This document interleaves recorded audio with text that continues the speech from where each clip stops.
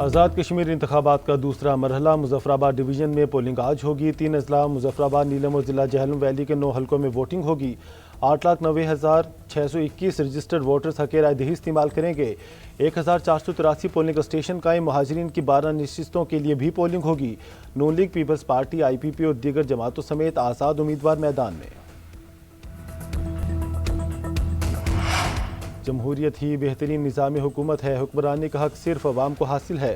صدر مسلم لیگ نون نواز شریف کی وزیر اعظم شہباز شریف سے ملاقات میں گفتگو، کہا سیاست میں شائستگی ضروری ہے، تلخیوں سے بچنا چاہیے۔ شہباز شریف بولے اتحادیوں کے تحفظات ہمیشہ دور کیے، مسائل بات چیت سے حل ہوتے ہیں۔ رائے گنج میں ہونے والی ملاقات میں وزیر اعلیٰ پنجاب مریم نواز اور نائب وزیر اعظم اسحاق ڈار بھی شریک ہوئے۔ ملک کی مجموعی اور سیاسی صورتحال پر تفصیلی تبادلہ خیال کیا گیا۔ سسٹم مضبوط کرنا ہے یا بنیادی تبدیلی لانی ہے تو اس کا فورم پارلیمنٹ ہے۔ محسن نقوی اپنی تجاویز تاجروں کی بجائے آئینی فورم کے سامنے رکھتے تو زیادہ پذیرائی ملتی۔ وزیر دفاع خواجہ آصف کا سوشل میڈیا پر بیان، کہا محسن نقوی خود ایک پاور ہاؤس ہیں، سسٹم میں تبدیلی کا آغاز اپنی وزارت سے کریں۔ نیشنل ایکشن پلان کے 13 میں سے 12 نکات کا تعلق وزارت داخلہ سے ہے جن پر عمل درآمد نہیں ہوا۔ نقوی صاحب ان نکات پر عمل درآمد یقینی بنائیں۔ پاک فوج اور پیپلز لبریشن آرمی خطے میں امن استحکام اور مشترکہ تصوراتی مفادات کے تحفظ کے لیے حقیقی شراکت دار ہیں۔ دونوں افواج کے درمیان باہمی اعتماد کا رشتہ ہے۔ پاکستان اور چین کی دوستی آزمودہ، مضبوط اور وقت کی ہر کسوٹی پر ہمیشہ پوری اتری ہے۔ فیلڈ مارشل عاصم منیر کا GHQ میں پیپلز لبریشن آرمی کے قیام کی 99ویں سالگرہ کی تقریب سے خطاب۔ فیلڈ مارشل کی چینی قیادت اور عوام کو مبارکباد، چین کے دفاع، قومی ترقی اور عالمی امن کے لیے پیپلز لبریشن آرمی کی خدمات کو خراج تحسین پیش کیا۔ چینی سفیر جانگ زائی ڈونگ کی بطور مہمان خصوصی شرکت، دہشت گردی کے خلاف جنگ میں پاکستان کی مسلح افواج کی قربانیوں کو سراہا۔ سیکیورٹی فورسز کی خیبر پختونخوا اور بلوچستان میں مختلف کارروائیاں، 12 دہشت گرد ہلاک۔ ISPR کے مطابق شمالی وزیرستان کے علاقے رزمک میں خفیہ اطلاعات پر آپریشن کیا گیا۔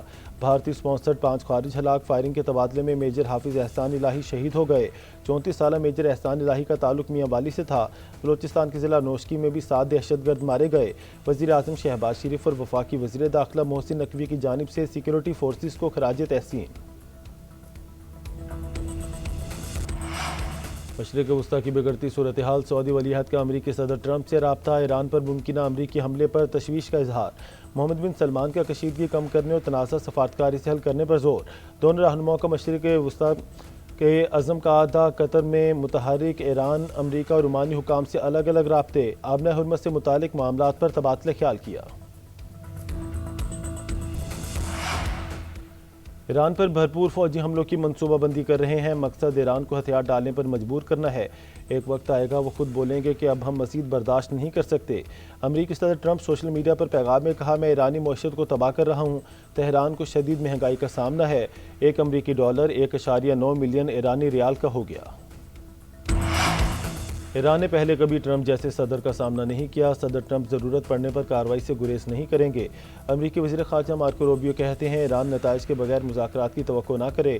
تہران نے برسوں جھوٹ بولا اور معاہدے توڑے۔ ترجمان وائٹ ہاؤس نے کہا کہ بامعنی مذاکرات تک ایران کو قیمت چکانا ہوگی، تہران کو مذاکرات کی میز پر واپس آنا ہوگا۔ اس وقت ایرانی میزائلوں سے اسرائیل کو محفوظ رکھنا ناممکن ہے۔ امریکی جنرل نے دفاعی سامان میں کمی سے پینٹاگون کو آگاہ کر دیا، کہا اسرائیل کو بیلسٹک میزائلوں سے بچانے کے لیے درکار بحری وسائل موجود نہیں۔ مزید ایک ڈسٹرائر بحری جہاز فراہم نہیں کیا گیا تو انہیں امریکہ اور اسرائیل کے دفاع میں سے کسی ایک کا انتخاب کرنا پڑے گا۔